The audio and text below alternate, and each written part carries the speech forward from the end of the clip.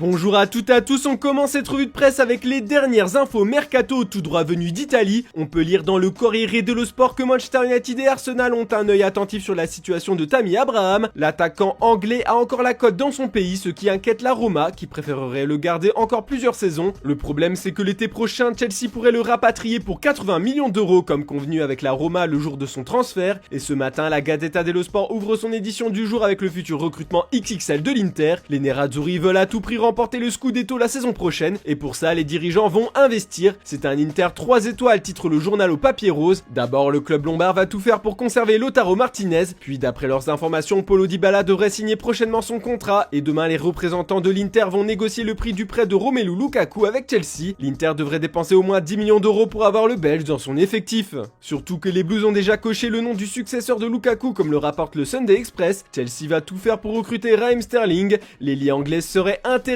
par ce challenge chez les Londoniens. Il ne fait plus partie des choix prioritaires de Pep Guardiola chez les Sky Blues et à quelques mois du mondial, il a besoin de jouer régulièrement. Selon le Daily Star qui fait déjà porter le maillot bleu à Sterling, les négociations ont déjà commencé depuis que Chelsea a perdu espoir pour recruter Gabriel Jesus. Mohamed Salah aussi fait les gros titres ce dimanche en Angleterre. À Liverpool, on craint que Mohamed Salah quitte le club librement l'été prochain. L'Égyptien n'a toujours pas prolongé avec les Reds et ne donne pas l'impression de vouloir poursuivre l'aventure à Anfield. Pourtant, d'après le Sunday Mirror et Daily Star on Sunday, les dirigeants du club ont tout fait pour le convaincre à plusieurs reprises, mais ils ne voulaient pas aller jusqu'à lui proposer un contrat démesuré pour préserver une structure salariale saine, quitte à le perdre. Certains journalistes anglais comme ceux de l'Express ont émis l'hypothèse que le club accepte de le vendre cet été. Dans tous les cas, ils sont sûrs qu'il restera pro jusqu'au bout et que Mo Salah ne fera aucun bras de fer avec Liverpool et Klopp. On va aussi un peu parler de Manchester United. Sous les ordres d'Erik ten Hag, les supporters des Red Devils s'attendent à de gros changements. Ça tombe bien, le néerlandais a un plan. Le nouveau manager a demandé à sa direction de recruter absolument 2 joueurs, plus précisément 2 milieux de terrain, qui vont lui permettre de proposer le jeu qu'il veut à Old Trafford.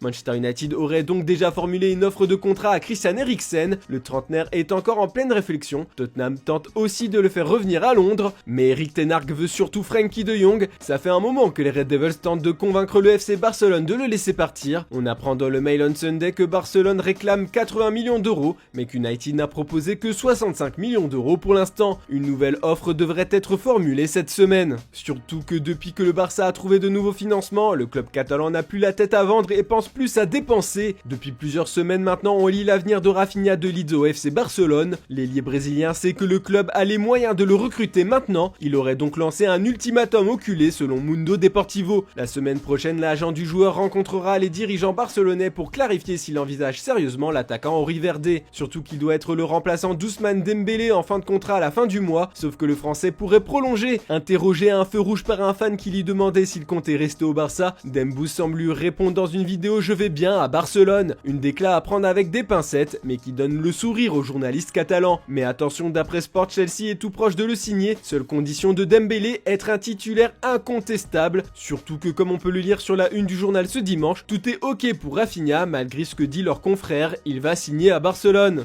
Enfin, on va terminer ce tour de la presse avec le Real Madrid. Ce matin, AS qualifie le champion d'Europe et d'Espagne de roi du mercato. En fait, pour le quotidien, si on compte les arrivées et les départs, pour remporter les 5 dernières Ligues des Champions, Madrid n'a eu qu'un déficit de 146 millions d'euros. C'est peu par rapport au PSG, au Barça ou à la Juve ces 10 dernières années. Enfin, attention à ne pas rester sur ses acquis, il faut conserver ses hommes forts, car Marca nous apprend ce matin que le PSG pourrait jouer un très mauvais tour au Real Madrid sur le marché des transferts. Le club parisien aurait appelé Vinicius Junior à plusieurs reprises depuis l'été dernier, demandant au Brésilien de ne pas prolonger son contrat avec le Real Madrid pour pouvoir le recruter plus facilement. Un salaire de 40 millions d'euros net par saison aurait même été proposé, ce qui multiplierait de façon conséquente ses émoluments actuels. Le tout avec une grosse prime à la signature et plusieurs deals commerciaux au Qatar. Son contrat se termine en 2024, il pourrait donc signer librement au PSG dans 2 ans. Manque de bol, il ne serait pas du tout intéressé. Le Riverde a plus la tête à prolonger à Madrid rapidement pour porter son bail jusqu'en 2026 ou 2027. Voilà, c'est tout pour ce dimanche. Comme d'habitude, on se